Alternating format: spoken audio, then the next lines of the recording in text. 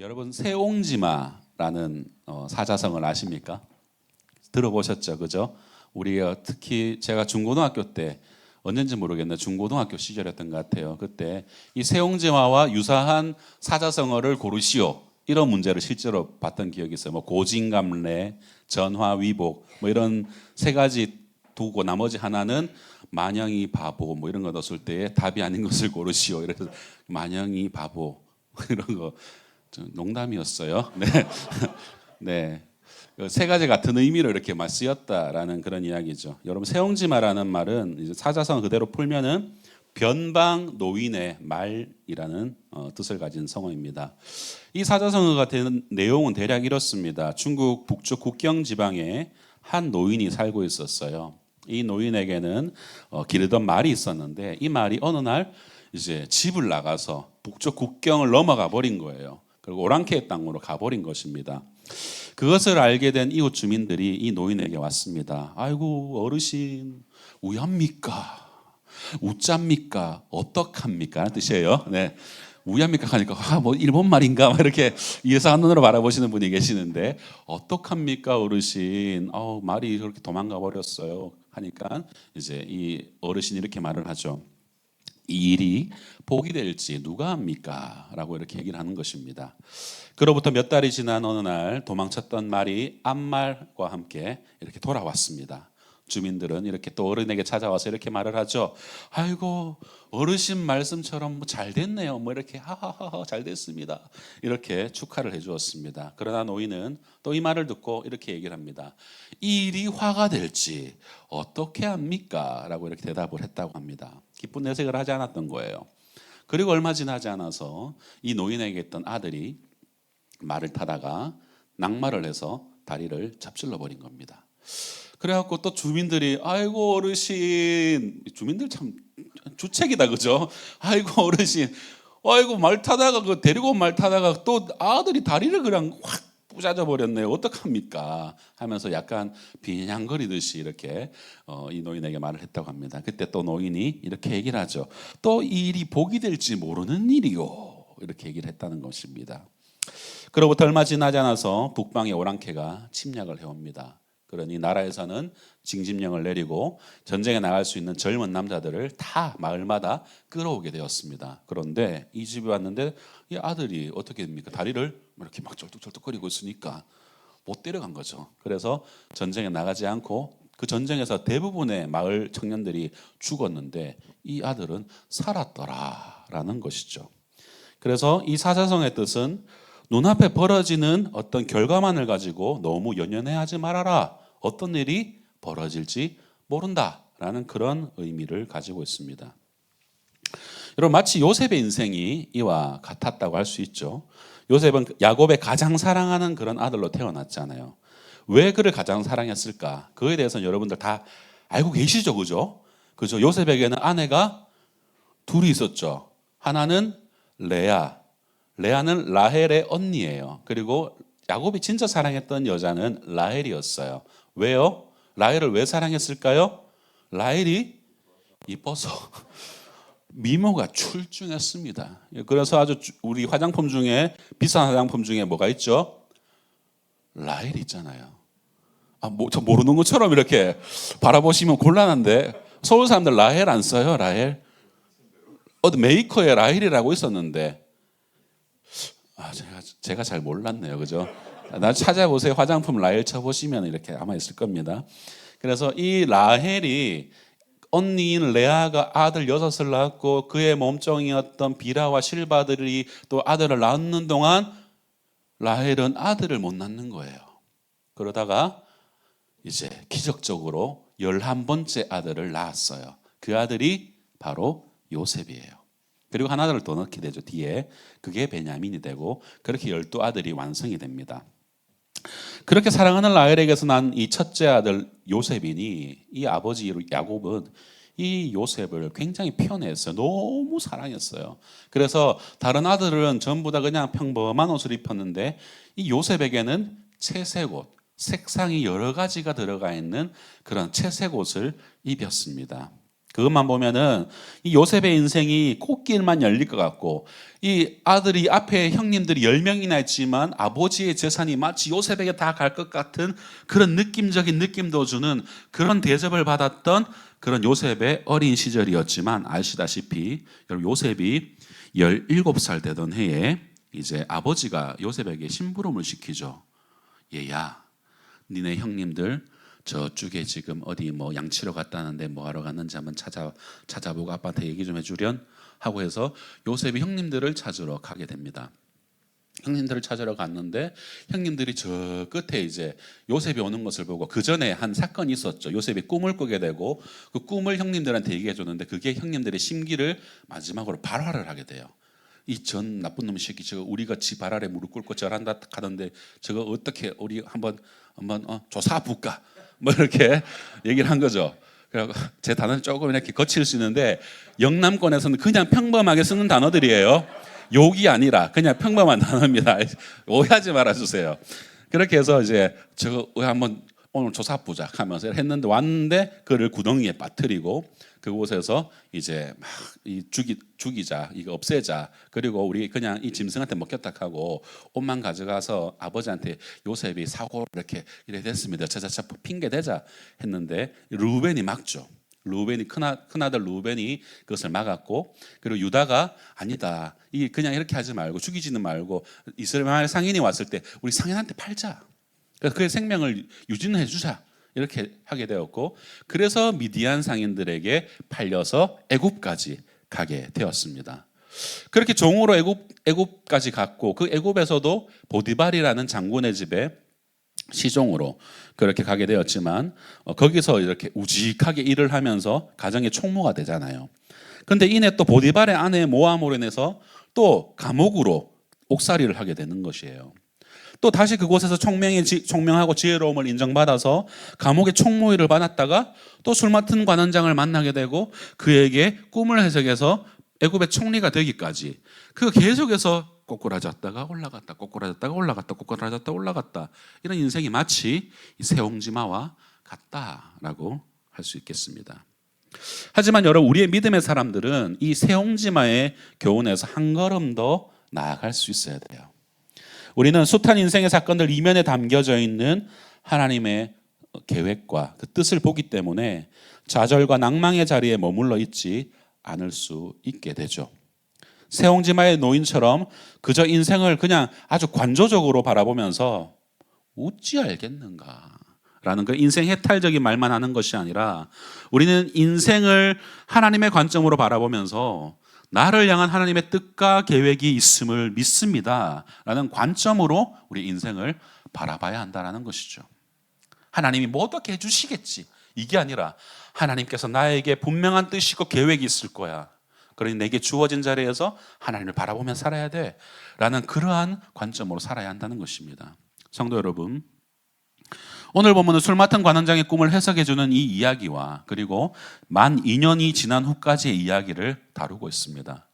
보디발의 집에 있는 정치범 수용소에서 이 바로의 술 맡은 관원장의 꿈을 해석해준 요셉은 자신의 처지가 이제는 한순간에 역전될 것을, 그 꿈을 해석해주면서 역전될 것을 기대했을 거 아니겠습니까? 그런데 이 술 맡은 관원장이 요셉을 까맣게 잊어버린 거예요. 그래서 요셉은 기나긴 침묵 속에 인내하면서 인고의 세월을 기다려야 했던 것입니다. 2년이란 시간 동안. 요셉은 지금 당장 자신의 문제가 해결되기를 원했을 거 아니에요. 3일 뒤면은 이제 이 바로의 생일날이 되어서 이들이 다 관직에 복직되고, 그가 또 다른 꿈을 해석해 주었던 떡 맡은 사람은 죽음을 당하게 되는 것을 알게 되는 이 상황들 속에서 그가 이 술 맡은 관은 잘 되는 것을 보고, 관원장님 제발 나를 좀 기억해 주십시오. 3일 뒤에, 꼬작 3일 뒤면 그 일이 분명히 있을 텐데 나를 좀 기억해 달라는 그 말을 했지만은 그렇게 되지 않았다는 거예요. 그렇죠. 그곳에서 하나님은 조금 더 인내하기를 원했고, 하나님의 때가 무르익을 때까지 하나님은 기다리기를 원하셨던 것을 볼 수 있습니다. 하나님의 시간을 표현할 때 오늘 성경은 41장 1절에서 만 2년 후에라고 표현하고 있어요. 이것이 바로 하나님의 시간표예요. 만 2년 후에 이 표현 속에 정말 여러 가지 의미가 여러분 함축되어져 있습니다. 만 2년 후에라는 이 말이 요셉에게는 인내의 시간이고 인고의 세월이었습니다. 기다림과 안타까움의 시간이었습니다. 하지만 하나님의 손길 안에서 이 만 2년이라는 시간은 하나님의 섭리의 시간이요, 하나님이 요셉을 위해 준비하는 시간이요, 하나님 요셉에게 응답을 하는 시간이었습니다. 특별히 이 시간 기도응답을 사모하면서 여러분 이 자리에 우리 앉아 계신 예배를 드리고 있는 성도님들에게 오늘 이 예배의 말씀이 큰 깨달음이 얻게 되는 그런 시간이 되길 소망합니다. 만 2년 후에라는 시간을 통해서 요셉에게 그리고 오늘을 살아가는 우리에게 주시는 하나님의 교훈은 무엇인가 함께 살펴보겠습니다. 자, 첫 번째로 이 만 2년이라는 시간 후에라는 이 말씀 속에 담겨진 첫 번째 교훈은 내 뜻대로 안 되는 것이 더 큰 은혜일 수 있다라는 것입니다. 여러분 오늘 본문에서 요셉은 술 맡은 관원장의 꿈을 해석해 주면서 어땠을까요? 기대감에 부풀었습니다. 아, 이제 하나님이 다시 내게 기회를 주시는구나. 기회. 이제 나의 이 억울함을 풀 수 있겠구나. 억울함. 이제는 정말 감옥에 나가서 다시금 자유를 찾을 수 있겠구나. 기회를 얻을 수 있고 억울함을 풀 수 있고 다시 자유를 얻을 수 있다라는 그런 기대감이 요셉에게는 분명히 있었을 것입니다. 이 요셉의 기대감을 오늘 본문 14, 15절은 우리에게 이렇게 말을 해주죠. 같이 한번 읽어보겠습니다. 시작. 나를 생각하고 내게 은혜를 베풀어서 내 사정을 바로에게 아뢰어 이 집에서 나를 건져 주소서. 나는 히브리 땅에서 끌려온 자요 여기서도 옥에 갇힐 일은 행하지 아니하였나이다. 아멘. 쉽게 풀어서 이런 말 아니겠습니까? 술관한 나으리, 저는 지금 너무나도 억울한 옥살이를 하고 있습니다. 제가 나리의 꿈을 해석해 준 대로 잘 되시거든 저를 좀 기억해 주시고 저를 꼭 건져 주십시오. 제발 부탁드립니다. 이런 내용이라는 거예요. 그렇게 요셉은 희망과 기대감에 부풀었을 것입니다. 그러나 이 희망과 기대는 실망과 아쉬움으로 되돌아오죠. 23절 말씀 같이 읽겠습니다. 시작. 술 맡은 관원장이 요셉을 기억하지 못하고 그를 잊었더라. 아멘. 여러분 이런 기가 막힌 일이 있을 수 있습니까? 내가 그렇게 정성을 다해서 그래도 정치범이라고 되게 수종을 들어주었고 자신의 고민하는 문제들을 속 시원하게 해결해 주었더만 그 당사자는 그 은혜를 까맣게 잊어버렸다는 것입니다. 성도 여러분 어떻게 이걸 잊어버릴 수 있습니까? 옛 속담에 사람이 뒷강 갈 때 마음 다르고 다녀올 때 마음이 다르다라고 얘기를 하죠. 꼭 그 짝인 겁니다. 우리가 가진 상식으로는 자신의 인생에 일생일대의 도움을 준 사람이 요셉이에요. 정신없이 바쁘게 살다가도 한 번쯤은 생각해 볼 수 있는 것 아닐까요? 3일밖에 안 지났는데 혹 잠시 동안 자기가 복직하고 다시 그 일을 이렇게 좀 다시 적응하고 한다고 하더라도 정신 차리고 자신의 일이 좀 안정되면은 마땅히 그래 내가 여기 올 수 있었던 것은 요셉의 해석 때문이었지 라고 이렇게 찾아와서 요셉에게 이렇게라도 말할 수 있는 것 아닙니까? 요셉 잠시만 참게 내가 백방으로 힘을 쓰고 있네. 조금만 기다리면 좋은 소식이 있을 걸세. 이렇게 충분히 늦게라도 한마디라도 얹을 수 있을 건 아니겠습니까? 그런데 이게 웬 말입니까? 술 맡은 관원장이 풀려난 지 하루가 지나고 이틀이 지나고 일주일이 지나고 한 달이 지나고 1년이 지나고 2년이 다 되어갈 때까지 소식이 감감한 것입니다. 아무리 무소식이 희소식이라지만 여러분 이건 아니지 않습니까? 면회도 없고 소식도 없고 안부도 없습니다. 사랑하는 성도 여러분, 술 맡은 관원장이 요셉을 기억하지 못한 것은 그가 자기밖에 모르는 사람이어서가 저는 아니라고 그렇게 묵상이 되더라고요. 그것은 단지 하나님의 때가 아니었기에 하나님께서 술 맡은 자의 성격과 본성을 그대로 사용하셔서 요셉을 도무지 생각나지 않게 하셨던 겁니다. 왜요? 훗날 2년 후에 바로가 꿈을 꾸었을 때에 그 꿈에 대한 소문을 듣게 되고 술관원장이 그때서야 요셉을 생각할 수 있었던 것은 분명히 이 사람이 아주 그냥 아주 무례한은 아니었던 것 같아요. 그렇죠? 우리는 이런 상황을 하나님이 섭리하셨다라고 라고 말을 합니다. 예전 설교에서 제가 섭리의 정의에 대해서 한번 말씀드린 적이 있었습니다. 앞으로 중요한 교리적인 부분은 계속해서 이제 말씀을 좀 드리려고 하는 게 있어요. 뭐 칼뱅의 5대 강령이라든가 우리 성령의 9가지 열매라든가 뭐 또 이렇게 섭리라는 단어라든가 우리가 잘 이해해야 되는 부분, 속 익히 알고 기억하고 있어야 되는 부분에 대해서는 제가 종종 이렇게 정리를 해서 알려드리겠습니다. 좀 더 명확히 했으면 좋겠어요. 그럼 섭리를 문자적으로 정리를 해보자면은 여러분 우리가 신앙을 고백하는 웨스트민스터 신앙고백서라는 것을 좀 더 참고해야 됩니다. 이 웨스트민스터 신앙고백서는 1643년부터 1648년까지 5년간 영국의 찰스 1세 왕이 영국 교회가 공통으로 우리가 따를 수 있는 신앙적 기준을 한번 수립해 봅시다라고 해서 학식 있고 거룩하며 분별력 있는 신학자들을 100몇십여 명을 모았습니다. 그래서 그들이 5년간의 회의 끝에 이제 30석장으로 구성된 신앙 고백서가 바로 웨스트민스터 신앙 고백서예요. 이 회의의 결과로 신앙 고백서뿐만이 아니라 우리가 이제 세례 교육을 받을 때 하는 신앙의 질문들을 포함한 대소요리 문답이 작성되었고 그것이 영국 의회에 의해서 공인이 되었습니다. 각설하고 여러분 웨스트민스터 신앙 고백서 5장 이 섭리에 대해서 다루고 있습니다. 이 5장의 섭리에 따라 다루는 것 중에서 2항이 이렇게 기록합니다. 같이 한번 읽어볼까요? 시작. 제1원인자이신 하나님의 예지와 작정의 관점에서 보면 만사가 불변하고 무오하게 일어나지만 동일한 섭리로 하나님께서는 만사가 제2원인자들의 본성을 따라 필연적으로나 자유롭게나 우연적으로 일어나도록 조정하셨다. 이게 섭리의 정의예요. 오늘 본문에 적용을 해보자면 섭리의 제1원인자이신 하나님께서 이미 아시고 예지 작정하시고 모든 일이 곧 요셉이 총리가 되어서 하나님의 약속대로 하나님의 백성의 삶의 터전을 준비하기 위해서 이 요셉을 애굽의 총리로 삼으시는 이 일은 불변하고 오류가 없이 일어나게 하시는데 그런데 이 일이 일어나기까지 어떤 일을 누구를 사용하시느냐 제2원인자들을 사용하십니다. 제2원인자이신 이 원인자인 술관원 또한 요셉 이들의 본성과 그의 성격과 생각과 기억력을 다 사용하셔서 이 일들이 일어나게 하셨다라는 거예요. 이해되시겠죠? 요셉은 지금 바로 당장 술관원장을 통해서 자신의 문제가 해결되기를 기대했지만 하나님이 생각나지 않게 하신 거예요. 침묵하시죠. 요셉의 뜻대로 되게 하지 아니하시고 오히려 기다리게 하셨어요. 왜냐하면 요셉이 생각한 시간이 하나님이 생각하신 때가 아니었기 때문입니다. 사랑하는 성도 여러분, 우리는 어떻습니까? 우리는 어려운 일을 당하면 지금 당장 이 어려움이 해결되기를 기도합니다. 그렇게 기도해야 돼요.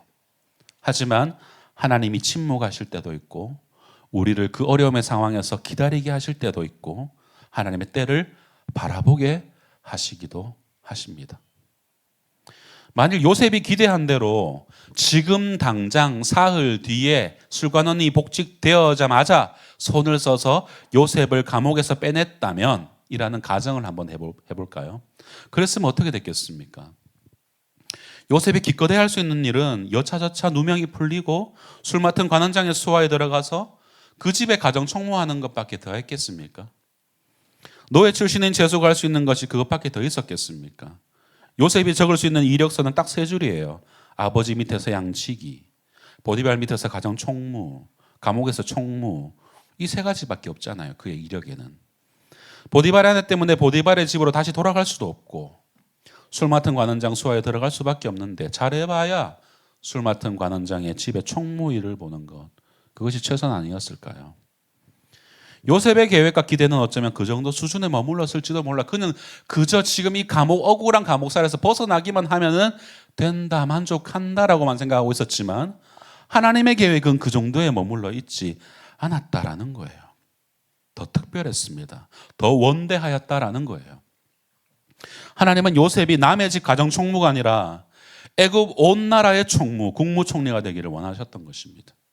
더 나아가서 이 나라를 통하여서 주변의 나라와 열방을 구원하는 일, 7년의 그 가뭄 가운데 그 주변 나라들을 구원하는 일에 역사의 주인공이 되기를 원하셨다라는 거예요. 더 나아가서는 이 민족을 통하여서 하나님의 구원의 나라를 이루어 가시기를 원하셨습니다. 바로 그 일의 초석을 마련하는 일을 요셉을 통해서 하셨다라는 거예요. 그러므로 사랑하는 성도 여러분, 때로는 내 뜻대로, 내 계획대로, 내 의도대로 되지 않는 것이 여러분 더 큰 은혜일 수 있다라는 것을 여러분이 잊지 말아야 됩니다. 우리가 이런 생각할 때가 있죠. 그때 내 계획대로 되지 않고 내 그 계획이 수포로 돌아가고 잘 되지 않은 것이 더 나았었던 것 같아 라고 생각될 때가 있지 않습니까? 하나님이 섭리하신 것입니다. 이와 관련해서 제가 겪은 일을 하나 좀 나누고자 하는데요. 2년 전 저희 아버지 기일 때 있었던 일이에요. 저희 아버지가 제 6살 때 돌아가셨고 이렇게 계속해서 이제 제사를 지내오다가 제가 27살 되던 때부터는 아버지 제사를 지내지 않습니다. 그때 제가 사역자가 되었거든요. 그리고 그때 이 제사를 없애기 위해서 집안과도 싸워야 됐고 무엇보다도 어머니와 싸워야 됐던 그 수많은 과정들을 거쳐왔죠. 그리고 2년 전에 이런 일이 있었습니다. 여러분 바빠서 늦은 저녁 시간이 되어서 이제 어머니 집에 갈 수 있었고 누나 가정이 이제 아버지 기일에 이제 오지 않습니까? 제사를 드리러 오는 거야. 누나 가정은 매형하고는. 근데 이제 우리는 예배를 드리니까 이제 예배 그 자리에서 제 설교를 듣습니다. 누나 가정의 가족들이 한 자리에서 식사를 하게 되었습니다. 예배를 드리고 나서 이 대화가 무르익을 때 이제 매형과의 대화에서 제 고등학교 시절을 좀 회상하면서 농담을 좀 했었어요. 누나가 이제 22살에 시집을 갔어요. 일찍 갔어요. 그래서 누나가 22살에 시집을 갔고 4살 어린 저는 그때 고등학교 2학년이었어요. 그때 고등학교 2학년 때 그때 중간고사가 그때부터 떨어지기 시작했다. 매형. 왠 줄 알아요? 매형이 내 정말 누나 사랑하는 거 알잖아요. 누나 데리고 가서 내가 그때부터 성적 떨어지기 시작한 거 매형 알아요 몰라요? 하니까 이제 그래서 매형 제가 원래 경대를 계속 꿈꾸고 있었는데 경대를 진짜 그 근소한 차이로 떨어졌어요. 그거 다 매형 때문이에요. 매형 때문이요 하면서 막 이렇게 농담 막 했는데 이제 사실은 그게 아니었어요. 사실은 실제로 성적 떨어진 이유는 제가 고등학교 2학년 중간고사 이후로 교회를 다니기 시작했거든요. 교회에 너무 이쁜 동생이 있었어요. 1살 어린 동생이. 중학교 때 제가 교회를 나올 때 중2 때 교회를 나올 때 중1이었던 교회 여동생이었는데 3년이라는 시간 동안 너무 이쁘게 성장한 거예요. 너무 이쁘다니까 막 별로 안 믿기죠, 그죠? 지난주에 우리 청년들한테 내가 보여줬어. 봤죠? 채원아 어땠어? 고개 끄덕끄덕거리고 있어. 내보다는 못해요, 목사님. 약간 이런 느낌인데 아무튼 그 자매 때문에 제가 교회를 다시 나가기 시작했어요. 정말 열심히 했거든요. 잘 보이려고. 그래서 토요일에 야자도 째고 막 가고 영신고등학교가 미션 스쿨이어서 이제 미션 스쿨이었는데도 불구하고 주일날 학교에 예배당이 있으니까 교목이 있으니까 여기서 예배하고 너희들 예배 드리고 바로 공부해 이랬는데도 불구하고 저는 탈출을 해서 교회를 가고 이랬었던 그 정도로 제가 그 자매를 많이 좋아했었습니다. 그 자매 때문에 성적이 떨어진 거거든요. 근데 매형이 이제 이런 말을 저한테 하더라고요. 농담이었던 거예요. 처남, 그때 내가 누나 안 데리고 가서 처남이 영대 안 가고 경대 갔으면 처남이 지금 이 자리에 있겠어? 목사 됐겠어? 라고 불신자 입에서 그 얘기가 나오는 겁니다. 머리가 띵해지면서 하나님 말씀처럼 들렸어요. 매형 집안은 매년 석가탄신을 되면은 가까운 동화사에 이렇게 불공들여 가서 시주하는 집안이거든요.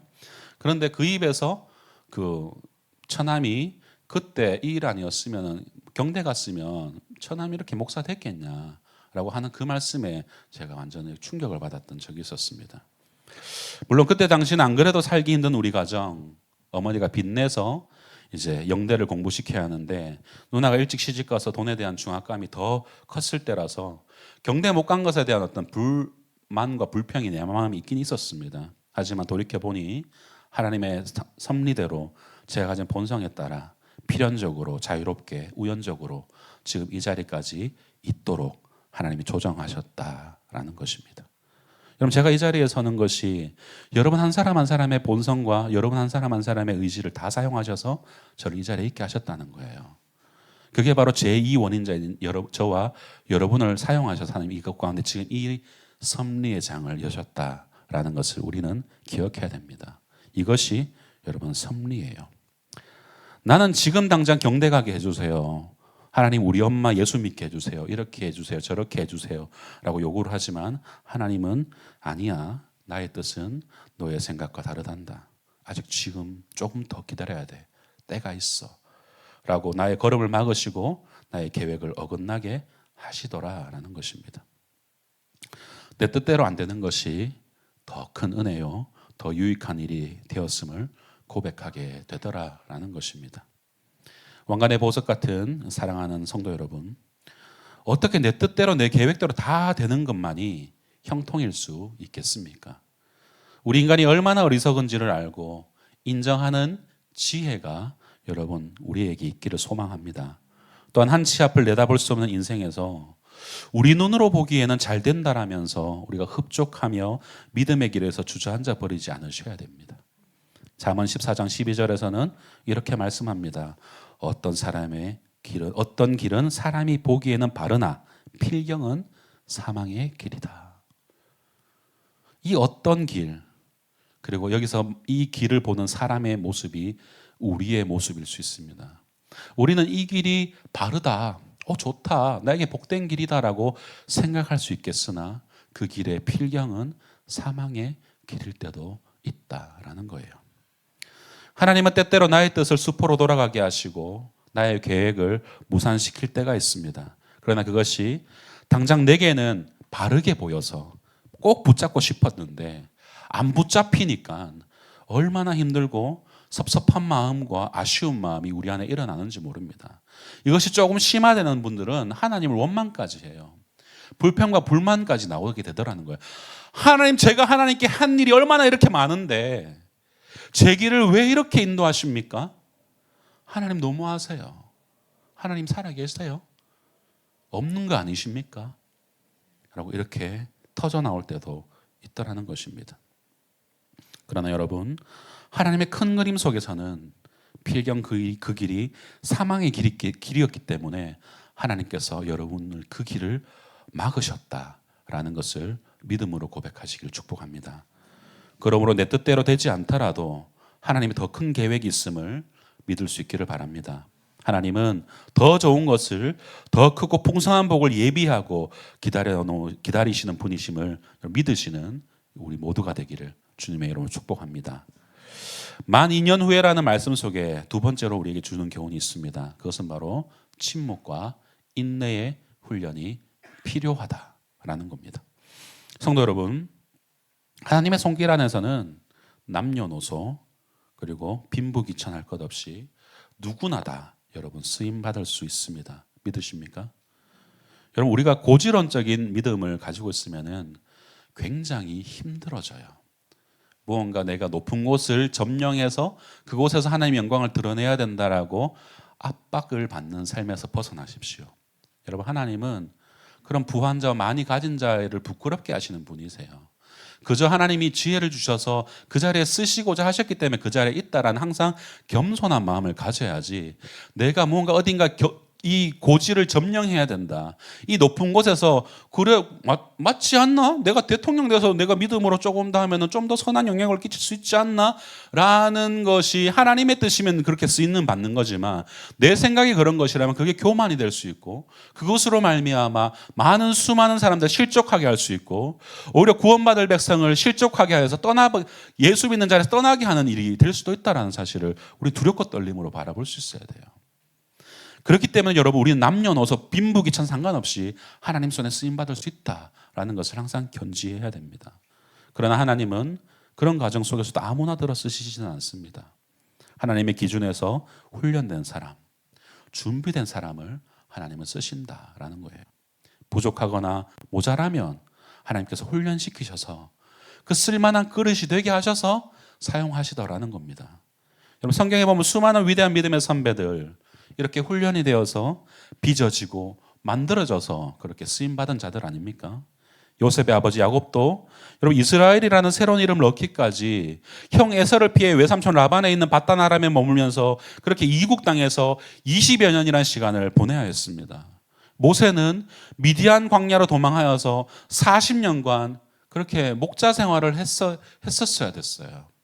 그리고 80이 되었을 때 하나님의 부르심을 받아 그렇게 출애굽을 하는 그런 지도자로 세워졌던 것입니다.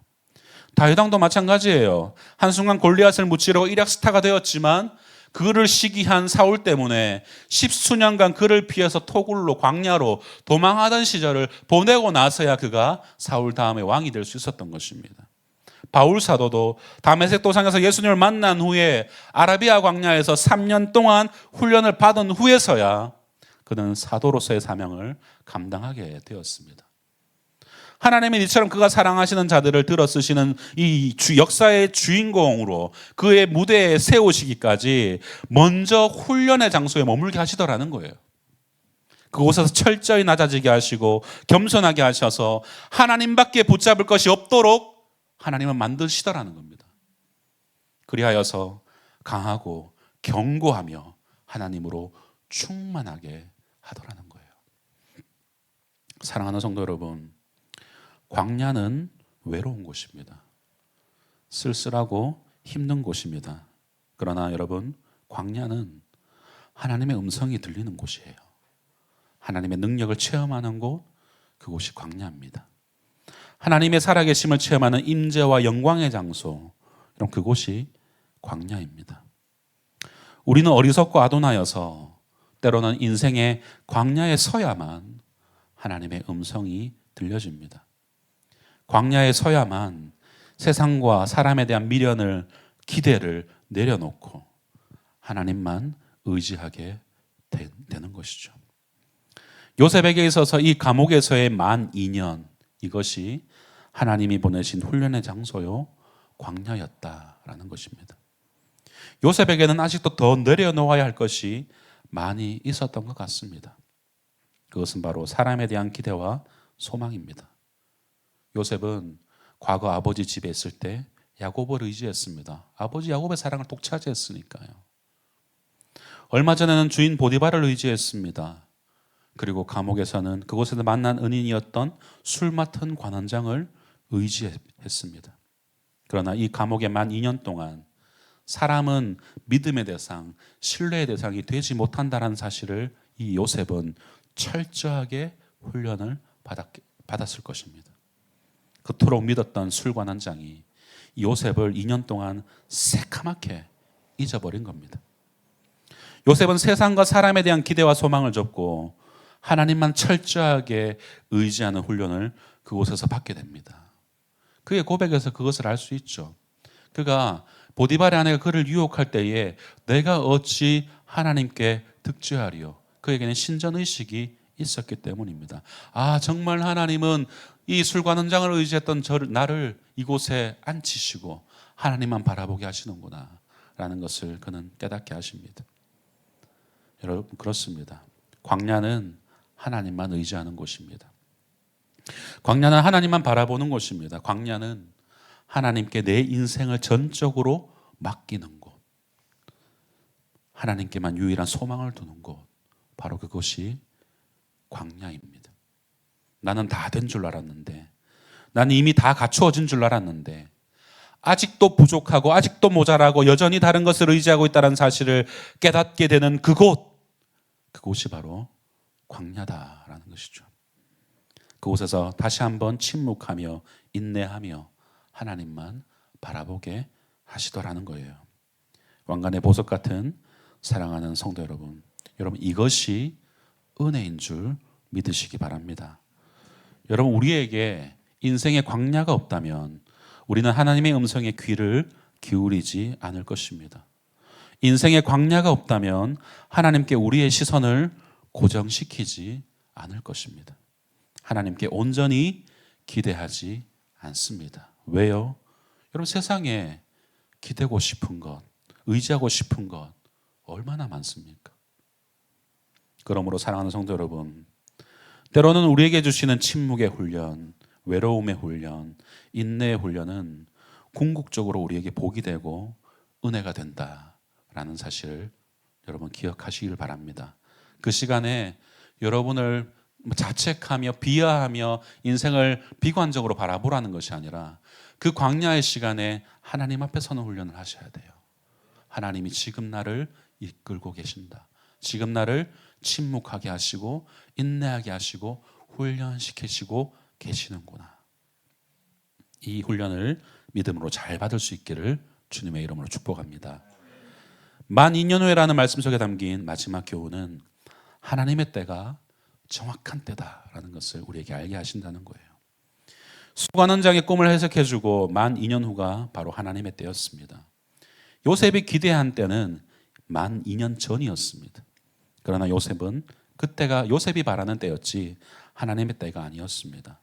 성도 여러분, 나의 때, 나의 시간과 맞지 않을지라도 하나님의 때가 가장 정확한 때요, 가장 유익한 때요, 가장 풍성한 기적이 일어나는 때다라는 것을 여러분 잊지 마십시오. 우리가 볼 때는 2년이라는 시간이 아무런 변화 없이 멈추어 서 있는 것처럼 헛되고 아까운 시간처럼 보여지지만 절대 그렇지 않습니다. 하나님은 2년 동안 요셉을 위해 부지런히 일하고 계셨어요. 하나님이 그 때를 준비하고 계셨습니다.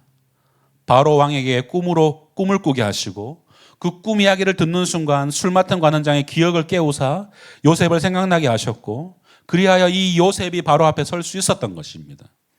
2년 동안 아무런 일이 안 일어난 것이 아니라 하나님의 때가 무르익어 가고 있었던 중이었다라는 거예요.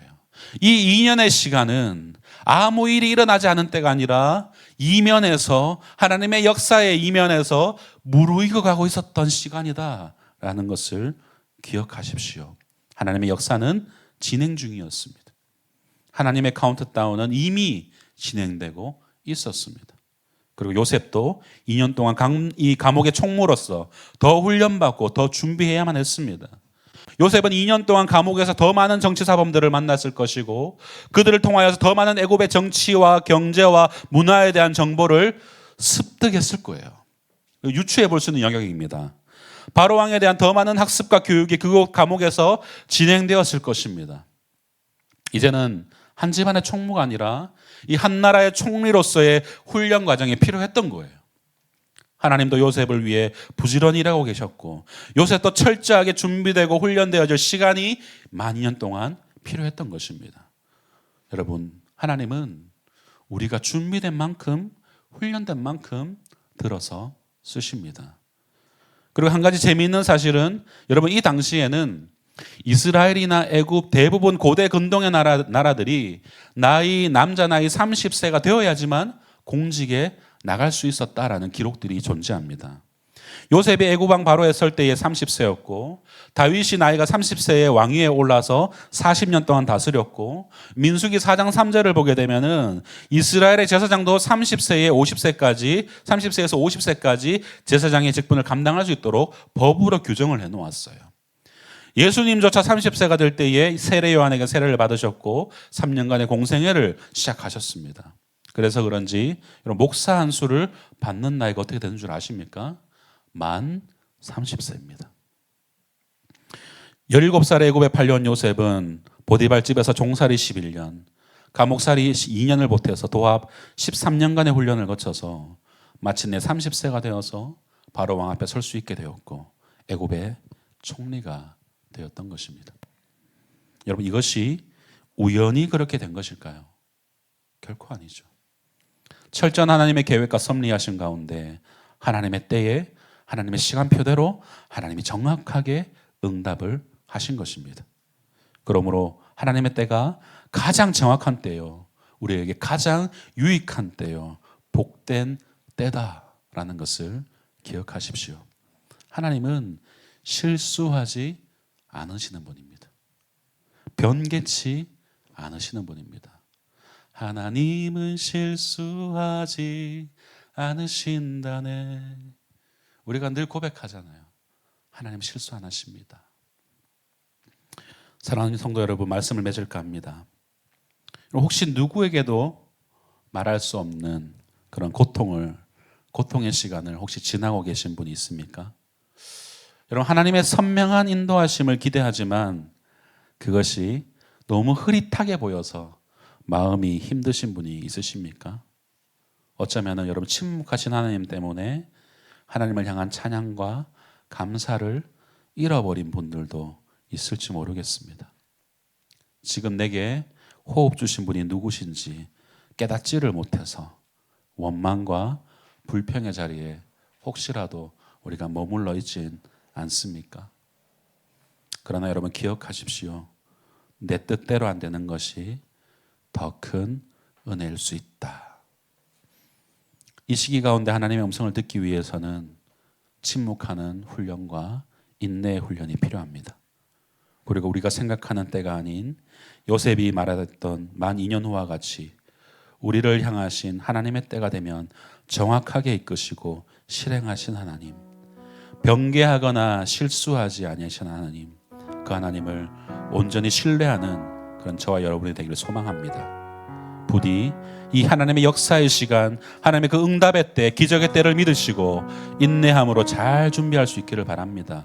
그래서 하나님께서 요셉을 높이 쓰시고 들어쓰신 것처럼 하나님의 영광의 도구로, 역사의 주인공으로 아름답고 존귀하게 쓰임받는 그런 저와 여러분, 우리 새뜻교회가 될 수 있기를 주님의 이름으로 축복합니다.